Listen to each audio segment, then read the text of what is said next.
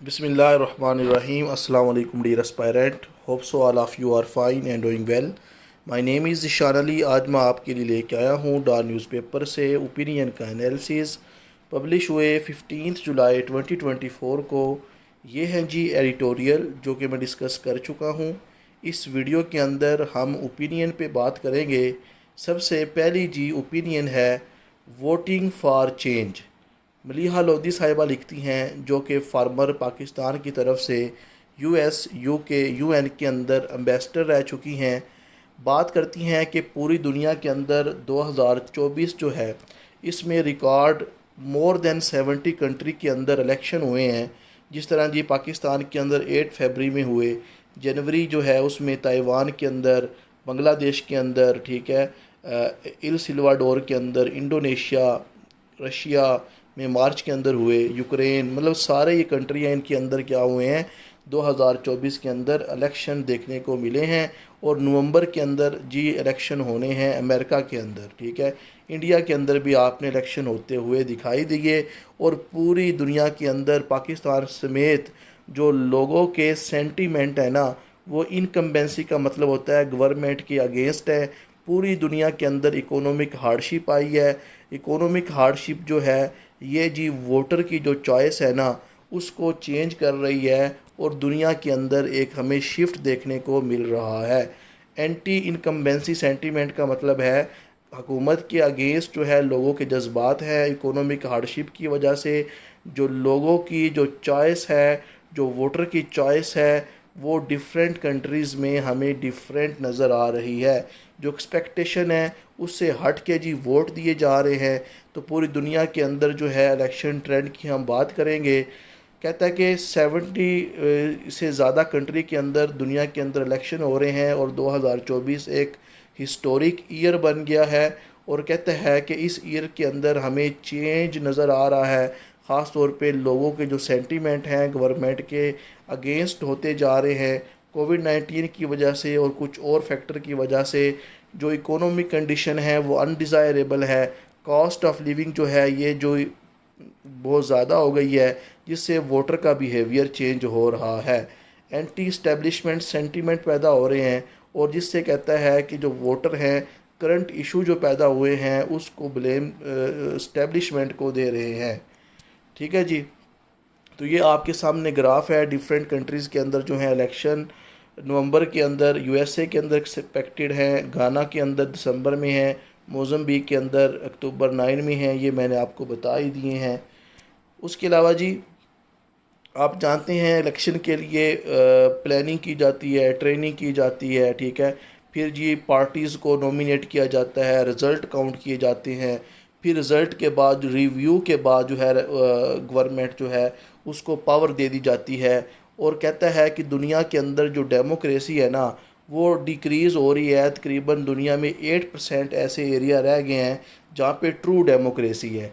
बाकी कहीं पे हाइब्रिड रजीम है, कहीं पे फ्लॉड डेमोक्रेसी है, कहीं पे अथॉरिटेटिव रजीम है, ठीक है। और आपको एक मज़े की बात बता दूं, जो यूएसए है ना वो भी नहीं चाहता कि पूरी दुनिया में फुल डेमोक्रेसी आए। फिर वो चौधरी उसकी जो है चुदराहट जो है उसकी ख़त्म हो जाएगी अगर फुल डेमोक्रेसी जो है वो आ गई, ठीक है। फ्रांस की सबसे पहले बात करते हैं। फ्रांस के अंदर इलेक्शन हुए हैं और उसके रिज़ल्ट जो है वो अनएक्सपेक्टेड रहे हैं। वहाँ पे जी एक 3 तरह की पार्टी थी। एम्यूनल मैक्रोन जो वहाँ के फ्रांस के प्रेसिडेंट हैं, उनकी सेंट्रिस्ट पार्टी है जो कि कंज़र्वेटिव और जो मॉडर्न ख़यालात की मालक है। और जो फार राइट पार्टी है ये बड़ी ही कह लो कि नए ख़यालात की बात करती है। और लेफ़्ट विंग जो है ये मोस्टली कंज़र्वेटिव है और कम्युनिज़म की बात करती है। तो वहाँ के जो इलेक्शन आए हैं, मैक्रोन साहब जिनको बड़ी उम्मीद थी, उनकी पार्टी 3rd नंबर पे रही है। और कहता है कि जो इलेक्शन आए हैं उसमें कोई भी जो मेजॉरिटी हमें नज़र नहीं आ रही। और फ्रांस के अंदर कहते हैं हंग पार्लियामेंट है, वहाँ पे जी पॉलिटिकल इंस्टेबिलिटी देखने को मिल रही है, ठीक है। तो कहता है कि ये फ्रांस के अंदर इस तरह जो चेंज आना एक बड़ी ही अनएक्सपेक्टेड चीज़ है। इसी तरह ईरान के अंदर इलेक्शन हुए। इब्राहिम रेसी साहब जो हैं उनकी डेथ के बाद वहाँ पे इलेक्शन के बाद मसूद पज़िशकियान जो एक हार्ट सर्जन है वहाँ पे जीत गए हैं। और ये रिफॉर्मिस्ट हैं और इन्होंने प्रॉमिस किया है कि ये वेस्ट के साथ इंगेज करेंगे। न्यूक्लियर डायलॉग करेंगे और सोशल रेस्ट्रिक्शन जो ईरान की पैदा हो गई हैं उसको ख़त्म करेंगे। ठीक है।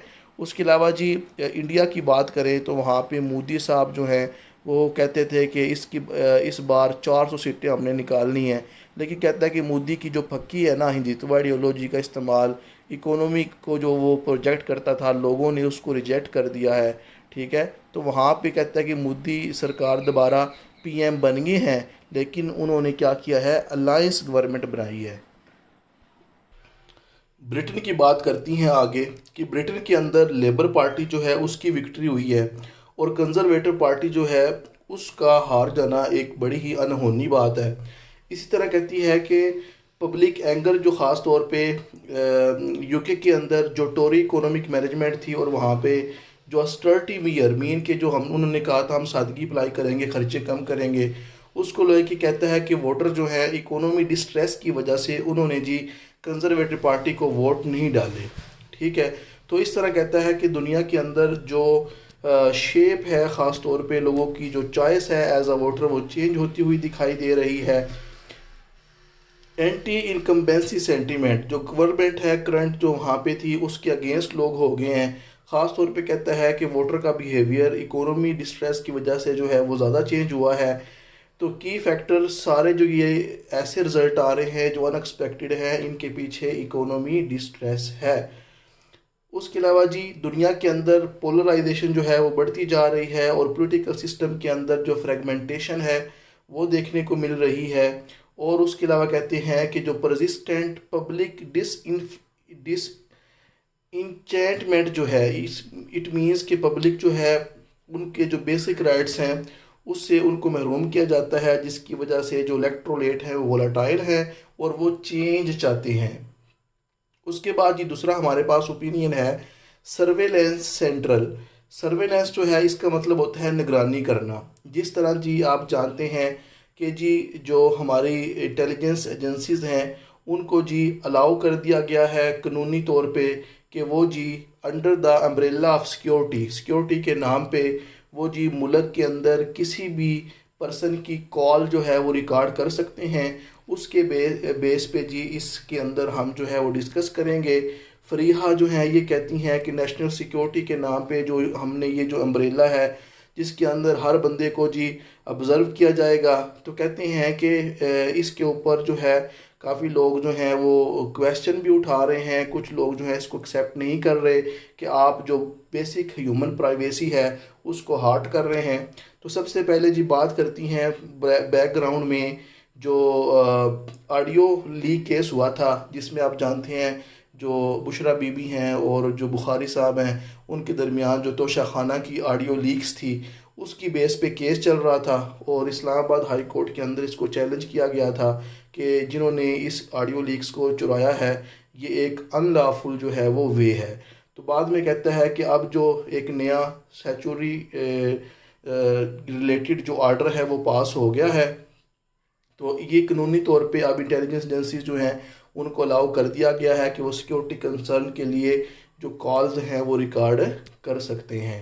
ठीक है। तो ये आप जानते हैं उनके पास एक पूरा सिस्टम होता है और अब फायरवॉल भी जो है चाइना से मंगवाई जा रही है जिसके ज़रिए जो भी ऐसा मवाद जो कि स्टेट के अगेंस्ट हो उसको आप जो है वो आगे पब्लिश होने से बचा सकते हैं। ठीक है। तो ये जो SRO है इस पे जी काफ़ी लोग जो हैं वो क्वेश्चन कर रहे हैं कि आप लोग जो हैं इस तरह के काम ना करें। तो कुछ लोग जो कह रहे हैं कि ये अनकॉन्स्टिट्यूशनल है और इससे कहता है कि ये जो SRO है इसके पास होने से जो इंटेलिजेंस एजेंसीज हैं उनको और पावर मिल गई हैं और कहता है कि अब कहीं ये इन लॉज का गलत इस्तेमाल ना करें जिससे पब्लिक की जो प्राइवेसी है वो डिस्टर्ब हो। इसके लिए कहता है कि SRO जो हैं वो सिर्फ कहता है कि 80 स्केल से जो ऊपर वाले लोग हैं इंटेलिजेंस एजेंसीज में वही कॉल इंटरसेप्ट कर सकते हैं और इसमें मज़ीद ट्रांसपेरेंसी लाई जाए, अकाउंटेबिलिटी लाई जाए ताकि जो सर्वेलेंस है उसका पर्पस सिर्फ सिक्योरिटी के लिए हो, लोगों को ब्लैकमेल ना किया जाए। तो ये जस्ट आपने देख लेना है। उसके बाद ये तीसरा हमारे पास ओपिनियन है सुप्रीम इनजस्टिस। ठीक है। इसमें रिदा हुसैन जो हैं वो बात करती हैं जी एक दोस्त एक जो फीमेल है उसकी दोस्त के फ्रेंड ने उसके साथ रेप किया, ठीक है। उसका केस जो है वो 2 दिन बाद रिपोर्ट किया गया, जिसके अंदर जी फ़ीमेल ने जो है वो इल्ज़ाम लगाया कि उसके साथ रेप हुआ है। लेकिन बाद में जब फ़ीमेल की फ़िज़िकल बॉडी को देखा गया तो उसके ऊपर कोई निशान नहीं थे, ठीक है। तो ये जो इन्फॉर्मेशन थी इसकी बेस पे जी जो मेल कैंडिडेट हैं, ठीक है, वो कह रहे थे कि हमें जी रेप के अंदर आप फ़ीमेल जो है वो मोस्टली रेजिस्ट करती हैं, तो आपकी बॉडी पे हमें कोई निशान नहीं नज़र आ रहा। और दूसरी तरफ जो जस्टिस आयशा मलिक हैं, वो कह रही हैं कि रेप जब अल्लाह ना करे किसी फ़ीमेल पे जब अटैक किया जाता है तो साइकोलॉजी कहती है कि ज़रूरी नहीं है कि वो आपको फ़ाइट करे, ठीक है। सम टाइम कुछ फ़ीमेल जो है वो फ्रीज भी हो जाती हैं और अपने जो हवास हैं वो खो बैठती हैं। तो इसको लेके जी हम डिस्कस करेंगे, ठीक है। तो ये कहती हैं कि जो हमारी जूरिस्प्रूडेंस है ना, जो हमारी अदालत के अंदर डिसीजन आता है वो मेल डोमिनेंट है वहाँ पे, और जो मेल का एक्सपीरियंस होता है उसके लिहाज से ही अदालत के अंदर जो है वो डिसीजन पास होता है। तो साथ वो कहानी बताती हैं कि सुप्रीम कोर्ट के अंदर एक रूलिंग हो रही है जिसमें जी एक रेप केस को जी फोर्निकेशन कहा जा रहा है। फोर्निकेशन का मतलब होता है जब दो अडल्ट आपस में मशवरे के साथ अगर वो इंटरकोर्स करते हैं, ठीक है, जिसमें आप जानते हैं एक तो होता है निकाह जिसमें मैरिड कपल आपस में लीगल सेक्स करते हैं, अगर इलीगल करें तो उसको कहते हैं फोर्निकेशन, जिसमें दोनों की आपस में जो कंसल्टेंसी है वो इन्वॉल्व हो, ठीक है। तो कहता है कि मेजॉरिटी जो है जुडिशरी के अंदर वो कह रहे हैं कि वो मैन की मर्ज़ी थी, इसीलिए उसकी बॉडी जो है उसके ऊपर कोई जो है रेजिस्टेंस के साइन नहीं है। लेकिन जस्टिस आयशा मलिक जो है उन्होंने जी इख्तलाफ राय का इजहार किया है। उन्होंने कहा है कि जो भी रेप होता है उसका एक्सपीरियंस जो है वो उसी पे गुजरता है जिसके साथ ये जुल्म होता है, ठीक है। तो इसको लेके जी ये बात पैदा हो रही है कि जो जुडिशरी के अंदर जो मेजॉरिटी का डिसीजन था ना, ठीक है, वो कहती हैं कि जिसके ऊपर जो रेप होता है वो फिज़िकली रेजिस्टेंस करता है, और कहती हैं कि जो फिज़िकल जब रेजिस्टेंस करते हैं तो बॉडी पे कोई निशान भी होना चाहिए। तो फीमेल की बॉडी पे कोई निशान नहीं नज़र आ रहा था, ठीक है। और उसके अलावा जो फीमेल जो जिसने ये बात दावा किया है कि उस पर रेप हुआ है, 2 दिन बाद उसने जो है वो रिपोर्ट जो है वो FIR कटवाई है, ठीक है। तो इसको कहता है कि इस केस में थोड़ी लीनेंसी मिल रही है, क्योंकि अगर उसी दिन ये केस जो है FIR करवा लेती तो जल्दी इसका डिसीजन कर देते, ठीक है। उसके अलावा मुख्तारा माई केस जो है 2002 के अंदर आप जानते हैं कि इनका गैंग रेप हुआ था, ख़ास तौर पे जो बलूचिस्तान का जिरगा है उन्होंने जी इनको सज़ा दी थी। मुख्तारा माई का जो यंगर ब्रदर है ये किसी अपोनेंट ट्राइब की एक गर्ल के साथ इन्वॉल्व था, तो सज़ा सुनाई गई थी ट्राइब ने कि मुख्तारा माई के साथ जो हुआ था उसके साथ कहता है कि जो उन पे ट्रामा गुजरा और उनका केस भी बड़ी देर में रिपोर्ट हुआ, तो इस केस को उसके साथ जो है मिलाया जा रहा है, ठीक है। तो जस्टिस मलिक जो हैं ये कहती हैं कि जो जिनके साथ रेप होता है उनका जो रिस्पॉन्स होता है ना, या वो फाइट करती हैं या भाग जाती हैं या फ्रीज़ हो जाती हैं, ठीक है। तो हमें लाज के अंदर तीनों सूरत हाल देखनी चाहिए, आप सिर्फ जो है फिज़िकल जो मार्क हैं उसकी बेस पे डिसीजन ना दें, ठीक है। तो इसके लिए वो कहती हैं कि जो हमारा इस आर्टिकल के अंदर ये हाईलाइट किया गया है कि हमारी जुडिशरी के अंदर मेल डोमिनेंट हैं और जेंडर के नाम पे वो बायसनेस शो करते हैं, उनको चाहिए कि फ़ीमेल जो है उनके जो एक्सपीरियंस होते हैं उनको नज़रअंदाज ना करें। ये जो सेंसिटाइज ये जो मैटर है इसके अंदर मज़ीद स्टडी की जा सके ताकि जो असल विक्टिम है उसको सज़ा दी जाए, ठीक है। ये जस्ट आपने देख लेना है।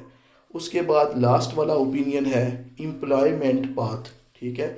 इसमें निदा जो हैं ये बात करेंगी पाकिस्तान के अंदर अभी जो बजट पेश हुआ 2024 और 25 का, इसमें जी हायर एजुकेशन जो है HEC उसके पैसे कम करने के बारे में सोचा गया, बजाय कि एजुकेशन और हेल्थ के ऊपर मज़ीद पैसा लगाते। कहती हैं कि ये तो बड़ी बुरी ही बात है कि फेडरल गवर्नमेंट जो है वो हायर एजुकेशन के फ़ंड को काटने का सोच रही है, हालांकि इसको चाहिए कि मज़ीद पैसा दे ताकि पाकिस्तान के अंदर ह्यूमन डेवलपमेंट इंडेक्स जो है वो बेहतर हो जाए, ठीक है। तो कहते हैं कि चलें ठीक है, फिर भी जितने फ़ंड मिल रहे थे उतने ही रखे गए हैं। कोई इसमें इजाफा जो है इस बजट के अंदर नहीं हुआ। सिर्फ इससे कहता है कि जो स्टाफ की सैलरी जो है ना वो पूरी होती है, और कहता है कि जो हमें अर्जेंट बेस पे एजुकेशन स्टैंडर्ड बेहतर करने की ज़रूरत है और इसके नताइज इम्प्रूव करने की ज़रूरत है, उसके बारे में नहीं सोचा जा रहा। तो कहते हैं कि इसकी वजह से जितने भी ग्रेजुएट पास होते हैं उनके पास कोई ज़्यादा स्किल भी नहीं होती।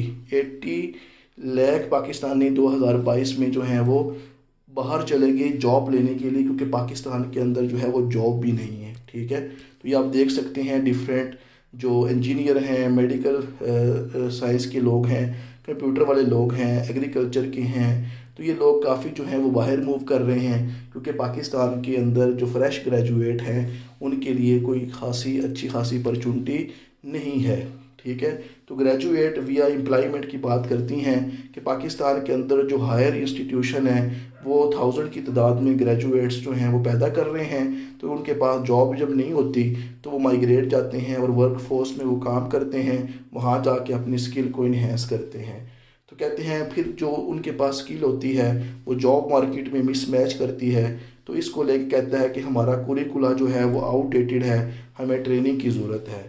यूथ पाकिस्तान के अंदर 58% जो पॉपुलेशन है पाकिस्तान की वो अंडर 24 है। ठीक है, तो हमें सख्त रोबस्ट पॉलिसी बनाने की ज़रूरत है ताकि एजुकेशन सिस्टम को बेहतर किया जाए। इसके लिए हमें चाहिए इकोनॉमी सपोर्ट। ठीक है, हायर एजुकेशन जो है उसमें कहती हैं कि 2 मिलियन जो हायर एजुकेशन के बच्चे जो हैं हम हर साल जनरेट कर रहे हैं, उसमें किसे कहती हैं 60,000 तो बाहर चले जाते हैं। बाकी जो यहाँ पे रहते हैं उनके लिए अपॉर्चुनिटी क्रिएट करना बहुत मुश्किल है। कुछ को जॉब मिल जाती है, बाकी जो हैं वो ऐसे ही अनएम्प्लॉयमेंट का शिकार हो जाते हैं।